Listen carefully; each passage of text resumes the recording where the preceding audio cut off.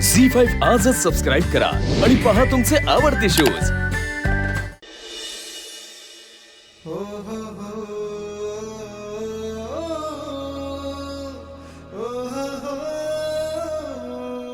Sarang sir जेवायला येत आहे ना?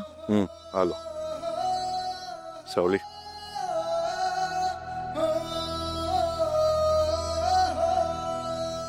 हे तुझ्यासाठी आणलं होतं मी, द्यायचं राहून गेलं, घे।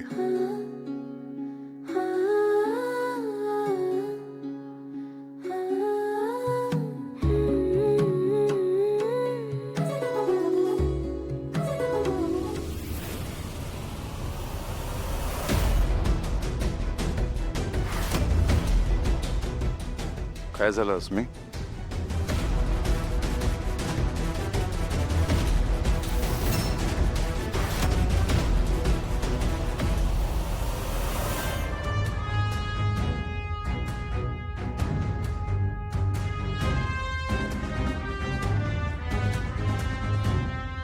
सारंग मी निघते। कुठे आणि का? माझ्याकडून खूप मोठी चूक झाली Sarang. I am extremely sorry.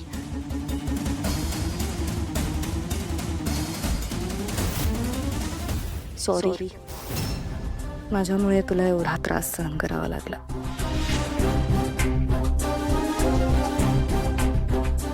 पण ऐश्वर्या मॅडमने तुझ्यासोबत जे केलं चुकीचं होतं। मला खरंच खूप वाईट वाटतंय, पण थँक गॉड तू परत आलीस।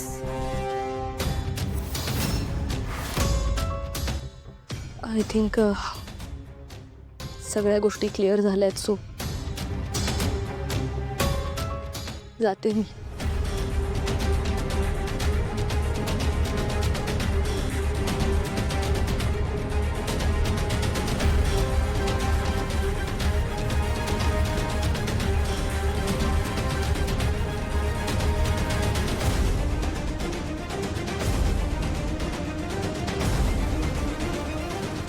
सारंग थांबवत का नाहीये? मला खरंच जावं लागतंय की काय?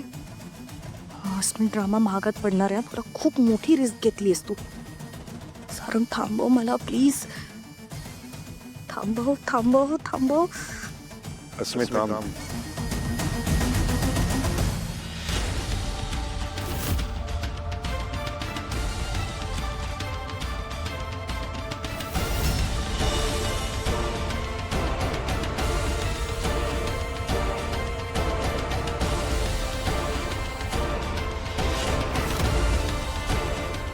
तुला या घरात घेण्याचा निर्णय माझ्या आईचा होता।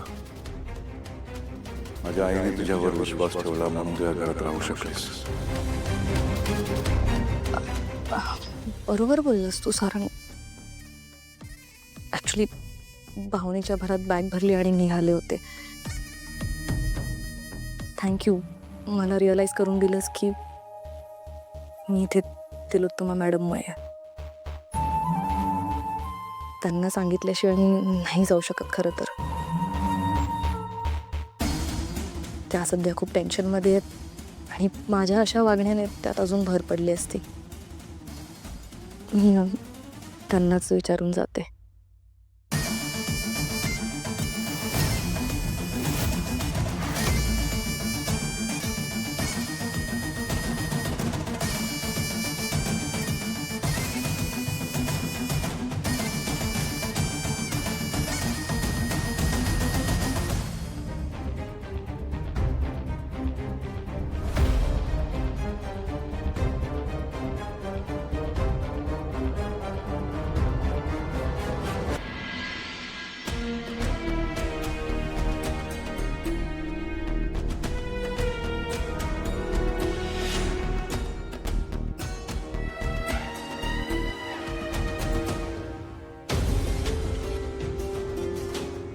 काय मी इथे शांत निवांत बसली आहे, सुखात आहे, तर तुला बघवत नाहीये? मॅडम मला तुमच्याशी बोलायचं होतं। मला नाही बोलायचंय तुझ्याशी। आलीयस तर बोल आता पटकन आणि जा। तुम्ही सारंग सरांसोबत बोलत नाही आहात. ह्याचा त्यांना खूप त्रास होतोय. ते जेवले सुद्धा नाही.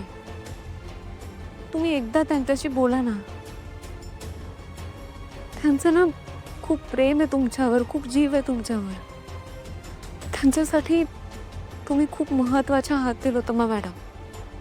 आणि एका लेकरासाठी आपल्या आईपेक्षा जास्त महत्वाचं अजून काय असू शकतं? तू आहेस ना. तुला काय वाटतंय हे सगळं जर का तू मला सांगितलं नाहीस तर मला कळणारच नाही? हे तू मला सांगितल्यानंतर कळणार. तू सांगायची गरज नाही मला. मी आई आहे सारंगची. माझ्या पोटचं पोर आहे ते. तुझ्यापेक्षा मला जास्त काळजी आहे माझ्या पोराची. म्हणजे लहानपणापासून माझा सारंग खूप हळवा आहे. आम्ही खूप काळजी घेतो ग त्याची.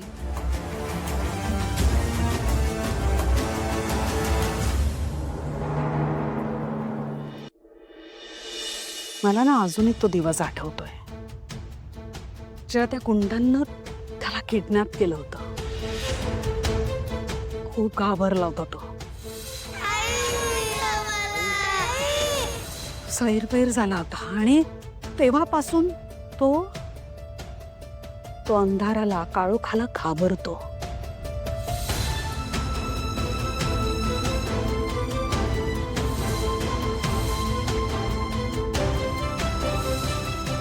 आणि तेव्हापासून आम्ही सुद्धा त्याची खूप जास्त काळजी घेतो.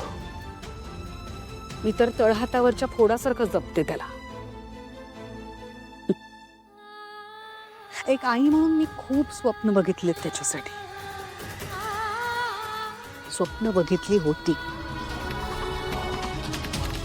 त्याचं लग्न, त्याचा सुखी संसार. आणि आई म्हणून माझं काही चुकलं नाही. पण तो जगन्नाथ आला ना मध्येच. मुलाच्या आईला हा लग्न सोहळा पाहता येणार नाही. खोटारडा. तो खोटं बोलला माझ्याशी. त्यांनी मला सांगितलं की मी जर का घरात राहिले आणि सगळ्या विधी बघितल्या नाही तरच सारंगचा जीव वाचेल. आणि मी जर का उपस्थित असेन लग्नात तर त्याच्या जीवाला धोका आहे. खोटं बोलला तो. मी जर का तुमच्या लग्नात उपस्थित असते ना तर हे लग्नच होऊ दिलं नसतं. पण नाही, जे व्हायचं होतं ते झालं.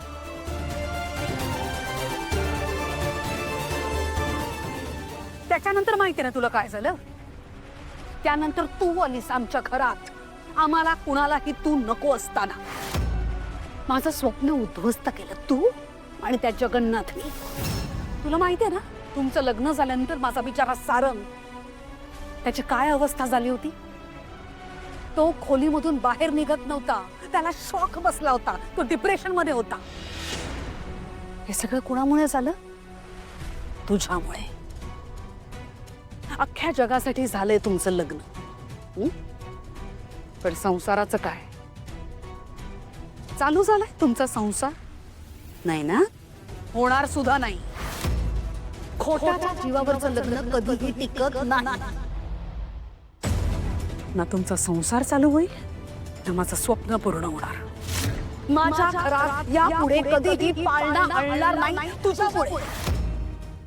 झी5 आजच सबस्क्राईब करा आणि पहा तुमचे आवडते शोज